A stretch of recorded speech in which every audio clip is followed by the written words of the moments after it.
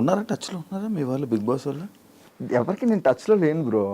ఎప్పుడన్నా మాట్లాడితే ఆదిరెడ్డితో అప్పుడప్పుడు మాట్లాడతా. అర్జున్ కళ్యాణ్ గారు కొంచెం క్లోజ్.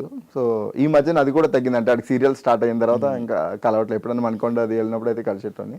ఎప్పుడన్నా అకేషనల్లీ ఏదన్నా ఇన్ఫ్లుయెన్సర్స్ మీట్స్ ఉన్నప్పుడు ఆర్ఎల్స్ ఎవరిదైనా బర్త్డేస్ ఉన్నప్పుడు ఈ శ్రీ సత్య అని కలుస్తుంది. శ్రీ సత్య నేను సేమ్ జిమ్. ఈ గీతు వాళ్ళని అప్పుడప్పుడు కలుస్తా. Okay okay.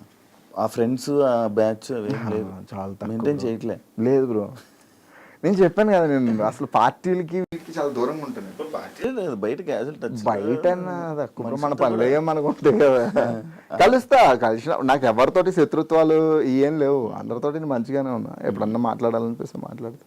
Okay. Breakup story ఏం చెప్పావు అప్పుడు? ఊర్లో జరిగింది, దానివల్లే వచ్చానని చెప్పి. దాని తర్వాత మళ్ళీ ఏమైనా బ్రేకప్లు జరిగాయా? లేదంటే I don't trust people. Like అంటే పీపుల్ లవ్ క్లోజ్ ఉంటా కానీ నేను అంతా I don't believe in love. లవ్వే బిలీవ్ చేయాలి ఎందుకు? ఏమో బ్రో, అంటే ఒక్కసారి చచ్చిపోయిందని కదా. ఇప్పుడు ఫ్రెండ్స్ ఉన్నారు, ఒక ఫ్రెండ్ మోసం చేశాడు, ఇంకో ఫ్రెండ్ మోసం చేస్తాడు అనుకోలేము. నీకు ఒక ఫ్రెండ్ మోసం చేసిన తర్వాత రెండో వాడి మీద చిన్న అనుమానం ఉంటుంది కదా. ఉంటుంది కానీ మొత్తం దట్ ఈజ్ నాకు కూడా ఉన్నది అదే. చేయకుండా ఉండం. ఇప్పుడు అమ్మాయి మోసం చేసింది, పెళ్లి చేసుకోవడం మానేస్తామా? పెళ్లి చేసుకున్నా కూడా అదే ప్రేమ కదా. ఏమో బ్రో, నాకేం లవ్ లేదు, అంత సీరియస్ లవ్ అలాంటివి ఏం లేవు. మరి ఈ మధ్య ఏదో రిలేషన్లో ఉన్నామని టాక్ అనుకునే వాళ్ళు అనుకుంటారు ఎన్ని వస్తాయి బ్రో మనం. So take it is fine. బాగుంది కదా. సింగిల్ రిలేషన్ లేవా? ఇంట్లో మ్యాచ్ కూడా చూసారు బ్రో. అబౌట్ టు ఎంగేజ్మెంట్ అన్నప్పుడు అది బ్రేక్ అయింది రీసెంట్గా. అవునా? అంటే ఆ అమ్మాయికి లవ్ ఉంది. సో నేను అడిగినప్పుడు నాకేం చెప్పలేదు. మా ఇంట్లో వాళ్ళు కూడా ఇక క్లోజ్ అయిపోయారు అనమాట. ఓన్ ఫ్యామిలీలోనే కట్ చేస్తే ఇక 2 రోజుల్లో ఎంగేజ్మెంట్ అనగా ఆర్య సమాజ్ ఫోటోలు వీడియోలు వచ్చాయి మనకి. సో మా అమ్మ వాళ్ళు డిప్రెషన్లోకి వెళ్ళిపోయారు బ్రో. సో నేను వాళ్ళు అది వెళ్ళిపోయి పెళ్లి చేసేసుకున్నా. ఓకే, నీతో పెళ్ళి అవుతుంది అనగా ఇంకా 2 days ఎంగేజ్మెంట్ అనగా లిటరల్లీ. అయ్యో. సో నా ఫీలింగ్ ఎప్పుడు కూడా మా అమ్మ వాళ్ళు డిప్రెషన్లోకి వెళ్ళిపోయారు అని. సో నన్ను అప్పుడు మా అమ్మకి మళ్ళీ హెల్త్ బాగాలేక మళ్ళీ నార్మల్ స్టేజ్కి తీసుకురావడానికి it will take too much time. But ఉంటుంది కదా మరి ఫ్యామిలీ. ఏమో బ్రో, నాకు అమ్మాయిలు అంటే కొంచెం గట్టి దెబ్బలు తగులుతుంటాయి. సో అందుకే లేదేమో నీ జాతకంలో అమ్మాయిలు. ఏమో బ్రో, అన్ని ర్యాకులు దట్టంగా కనబడతాయి. ర్యాక్ ఏదో బ్రేక్ అయి ఉంటుంది. ఏమో తగులుతాయి బ్రో గట్టి. నాకు ఇగో ఇప్పుడు నువ్వు అన్నావు కదా, లైక్ అంటే ఈ ట్రోల్స్ రూపంలో కావచ్చు, వాట్ ఎవర్ ఇట్ ఈజ్, మనం ఎంత మంచిగా ఉన్నా ఏదో తగులుతుంటాయి. Okay fine. చూసి ఎవరినొకరిని చూసి మన ఇండస్ట్రీలోనే ఎవరో ఒక అమ్మాయిని చూసి పెళ్లి చేసేసుకొని సెట్ అయిపో. ఇంకా వాళ్ళని నమ్మి ఇంకా ఉంటానంటే కష్టం కదా. ఏమో బ్రో, అంటే లైక్ అంటే నేను పెళ్ళి అనేది I gave it to my parents. అది అప్పుడు బ్రేకప్ టైంలో నేను ఇచ్చిన ఒక మాట అంతే. బ్రేకప్ అయిపోయిన టైంలో మీరు పెళ్ళి ఎప్పుడంటే వాళ్ళు చూస్తూ ఉన్నారు, బట్ ఏమో వర్కౌట్ అవ్వట్లేదు. కొన్ని ఓకే అనుకుంటే జాతకాలు కలవట్లేదు. సో బుజ్జమ్మ మీరు కలిసి ఉన్నారా? కలిసి ఉన్నారు, కలిసే ఉన్నారు, మాట్లాడుతున్నారా? అంటే ఈ మధ్య వీడియోస్ ఏం పెట్టుకోవట్లేదు? ఏం లేదు బ్రో, అట్లా ఇందాక కూడా కలిసే వచ్చినాను. నీ కెరియర్కి మంచి సపోర్ట్ ఎవరైనా చేశారంటే అది బుజ్జమ్మ. బిలీవ్ చేస్తాను బ్రో. బికాస్ ఎందుకనంటే నేను హౌస్లో ఉన్న టైంలో తనకు వచ్చినటువంటి ట్రోలింగ్ అసలు టూ మచ్ ట్రోలింగ్. అంటే తన ఫిజిక్ వైజ్ కానీ అండ్ తన ఫ్యామిలీలో తనకు వచ్చినటువంటి నెగిటివిటీ కానీ, పబ్లిక్లో వచ్చినటువంటి నెగిటివిటీ కానీ, but what ever it is తను అలా నిలబడి నన్ను పుష్ చేస్తూనే ఉండను బ్రో. సో నా లైఫ్లో టువర్డ్స్ ద లైఫ్ నేను ఎవరికైనా ఒక 2 పర్సన్స్, కానీ నా పేరెంట్స్ తర్వాత నేను 2 పర్సన్స్కి టూ మచ్ గ్రాటిట్యూడ్ ఉన్నానంటే, ఒకటి బుజ్జమ్మ అండ్ 2 రాజీవ్ అని నా కాలేజ్ ఫ్రెండ్. సో నేను ఒక ఇయర్ చదివేసి ఇక్కడికి వచ్చేసిన తర్వాత నా మిడ్ ఎగ్జామ్స్ కానీ, నా కాలేజ్ ఫీజెస్ కట్టడం కానీ, సో నా ఎడ్యుకేషన్ ఎక్కడ కూడా ఆగకుండా హెల్ప్ చేసిన పర్సన్ రాజీవ్. అంటే ఇప్పుడు మేము ఇద్దరం మాట్లాడుకోవట్లేదు. సో నా లైఫ్లో ఈ most impactable and important persons అంటే వీళ్ళిద్దరు. ఓకే, వీళ్ళు ఫినాన్షియల్గా నీకు మంచి సపోర్ట్ ఇచ్చి నిలబెట్టింది. నాట్ ఓన్లీ ఫినాన్షియల్, లైక్ అంటే నేను హార్డ్ సిచ్యువేషన్స్లో ఉన్నప్పుడు జస్ట్ నా పక్కన అలా నిలబడి నన్ను అన్ని రకాలుగా పుష్ చేస్తుంది. డాన్స్ రాదు కదా? అసలు రాదు. బాగానే విన్నర్ అయిపోయావు. లైక్ ఏంటంటే నేను డిసైడ్ అయిపోయాను బ్రో. నేను ఫస్ట్ వెళ్ళినప్పుడే మేబీ ఒక వారం 2 వారాలు అని అనుకుని, ఈవెన్ మా మాస్టర్ కూడా మాకు కామెడీ జోడీని ఇచ్చారు 2 వారాలు. But I'm good at content writing and నేను ఏదైనా నేర్పిస్తే నేను నేర్చుకుంటా. సో ఫస్ట్ ఎపిసోడ్ అయిపోయిన తర్వాత, సెకండ్ ఎపిసోడ్ అయిపోయిన తర్వాత లైక్ అంటే నేను ఫైమా మాట్లాడుకున్నప్పుడు, ఫైమాకి డాన్స్ అంటే చాలా పిచ్చి. యాక్చువల్గా తను డాన్సర్ అవుదామనే హైదరాబాద్ వచ్చాను అని చెప్పేసి ఒక సందర్భంలో చెప్పడం జరిగింది. సో నా వల్ల ఒకళ్ళు బ్యాక్ డ్రాప్ అవ్వద్దు, ఇదే అవ్వద్దు అని చెప్పేసి తను 1 గంట ప్రాక్టీస్ చేసి వెళ్ళిపోతే, నేను ఆఫీస్ అయిపోయిన తర్వాత ఆల్మోస్ట్ 4 to 5 hours పట్టేది నాకు. స్టార్టింగ్లో అయితే అసలు నరకమే. ఎందుకురా మనకి అన్నీ అవసరం, బాగానే ఉంది లైఫ్, 2-3 మిమిక్రీ షోస్ చేసుకుంటే, లేదంటే 2 హోస్టింగ్ చేసుకుంటే వెళ్ళిపోద్ది కదా. బట్ ఏమో లైక్ అంటే నేను బిగ్ బాస్ హౌస్లో ఉన్నప్పుడు నేను మా పేరెంట్స్ని హౌస్లోకి తీసుకురావాలి అనేటువంటి ఒక థాట్ ఉండింది మధ్య, అంటే ఒక 3-4 వీక్స్ అయిన తర్వాత. బట్ అదొకటి అచీవ్ చేయలేకపోయిన అనేటువంటి ఒక బాధ ఉండింది. సరే ఎంతవరకు వెళ్తామో అంతవరకు వెళ్దాం అని చెప్పేసి గట్టిగా ప్రాక్టీస్ చేశాను బ్రో. కొన్ని స్టేజ్ మీద మర్చిపోయేవాడిని, అప్పుడు బాధ వేసేది. బట్ లేటర్ ఆన్ ఏంటంటే ఇక బ్లైండ్, ఇప్పుడు కొంతమంది చూడు ఇంట్రెస్ట్తో చదవరు, ర్యాంకుల కోసం చదువుతుంటారు కదా. సో అట్లా ర్యాంకుల కోసం చదివే కేటగిరీలో మనం గుడ్డిగా ప్రాక్టీస్ చేసేసిన. ఇప్పటికీ నన్ను ఎవరైనా డాన్స్ చేయమంటే నేను కొనుక్కు పడతాయి, లిటరల్లీ పడతాయి. మీకు ఫైమా ఒకటి ఉండడం లిఫ్టింగ్ కైనా దేనికైనా సింపుల్ అయిపోయి, సన్నంగా ఉంది కదా అని వెయిట్ తక్కువ అనుకుంటున్నావు. మస్తు వెయిట్ ఉంటుంది బ్రో ఫైమా. కానీ బాగా సపోర్ట్ చేసింది నాకు, ఫ్లిప్స్కి వీటికి చాలా సపోర్ట్. బాగా వచ్చాయి కదా పైసలు? బాగా వచ్చింది బ్రో గట్టిగా. అసలు డ్యాన్స్ ఆల్మోస్ట్ ఒక TDSలు అన్నీ పోను ఒక 10 దాకా వచ్చాయి బ్రో. 10 లక్షలు. బిగ్ బాస్ వచ్చింది వెంటనే ఇది అంటున్నాను కదా, నాకు బిగ్ బాస్ వల్ల ఫినాన్షియల్గా నేను చాలా ప్రాబ్లమ్స్ నాకు క్లియర్ అయిపోయి కొంచెం ముందుకు వెళ్ళగలిగాను. మొత్తం అంతా పడ్డాయి. కొత్తగా ఏంటి ఫ్యూచర్, ఏం చేస్తున్నావు ప్రాజెక్ట్స్? ఒక బిజినెస్ ఒకటి ప్లాన్ చేస్తున్నాడు, అంటే ఫుడ్ బిజినెస్ ఒకటి. అది కాకుండా సినిమా ఆడిషన్స్ ఇస్తున్నా. సో నా అల్టిమేట్ గోల్ ఏంటంటే ఇండస్ట్రీలో ఒక విలన్గా సెటిల్ అవ్వాలనేది నాది ఒక డ్రీమ్. విలన్ నాకు నెగిటివ్ రోల్ చాలా ఇష్టం. అలా కాకుండా నేను కొన్ని రైటింగ్స్, గోస్ట్ రైటింగ్ చేస్తున్నాను అనమాట. వాటికి కూడా మంచిగానే డబ్బులు వస్తాయి. ఇప్పుడు రైటింగ్ FM రేడియోకి నడిపిస్తున్నాం. అది వదలను బ్రో, బికాజ్ ఎందుకంటే నాకు నెల వచ్చేసరికి ఒక ఫినాన్షియల్ సపోర్ట్ బై డిఫాల్ట్ ఉంటుంది అంటే అది రెడ్ FM.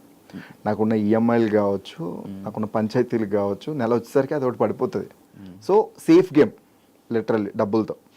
మిగిలిన ఇది వదిలేసి నేను అది చేస్తాను ఏంటంటే వర్క్ రావచ్చు, రాకపోవచ్చు, దొరికేస్తుంది అడ్డంగా. కాబట్టి I don't leave red FM. దాన్ని వాళ్ళు నన్ను తీసేంత వరకు నేను మానదు. ఏం లైక్ అంటే ఒక పెద్ద ఆపర్చునిటీ వచ్చి ఇంకా ఇది టర్న్ అయిపోతుంది ఇంకా కెరియర్, ఇది వదిలేసి అది వెళ్ళాలంటే అప్పుడు ఏమైనా ఆలోచిస్తాను. But that's my first job. ఇంకా బిగ్ బాస్ ఫేమ్ ఉందా నీకు? ఏమో బ్రో, లైక్ అంటే కొంతమంది గుర్తుపడతారు నార్మల్గానే. నేను అదేదో నా కెరియర్కి బీభత్సమైన పుష్ ఇచ్చేస్తుంది, నేను ఒక స్టార్ అయిపోతాను బిగ్ బాస్ తర్వాత. నేను స్టార్ని నేను ఏ రోజు బిలీవ్ చేయలేదు బ్రో. నేను డబ్బులు సంపాదించుకోవడానికి డబ్బులు సంపాదించుకున్నా. ఆ బిగ్ బాస్ ఫేమ్ వల్ల నేను ఇదివరకు నేను మిమిక్రీ షో చేస్తే నాకు 15,000 ఇచ్చేవాళ్ళు, 40,000, 50,000 ఇస్తున్నారు.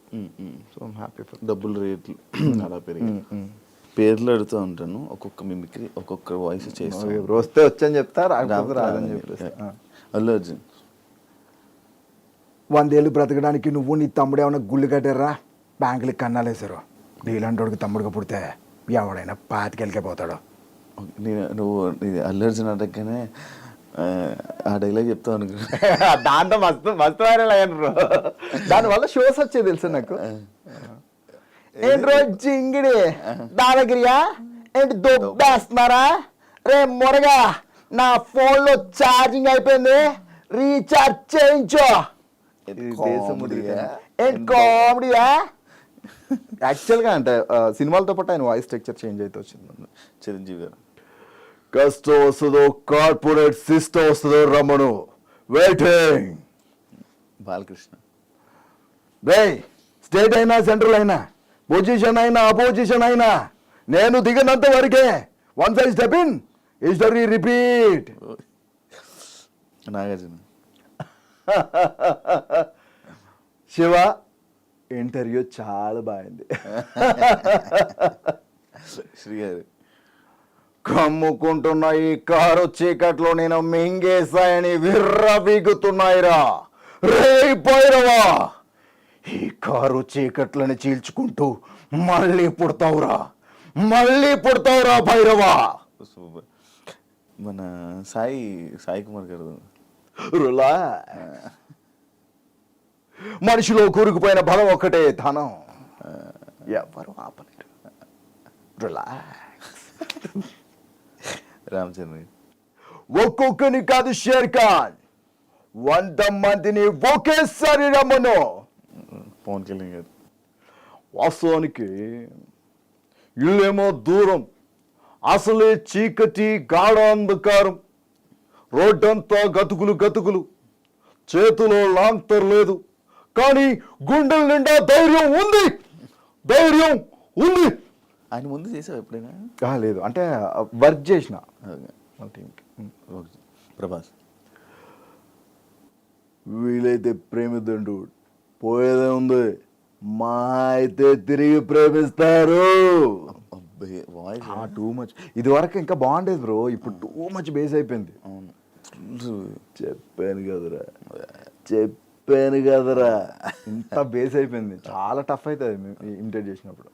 ఎన్టీఆర్ గారు ఆ రావణుని చంపాలంటే సముద్రం దాటాలా, ఏ రావణుణ్ణి చంపాలంటే సముద్రం దాటేంత ధైర్యం ఉండాలా, ఉందా?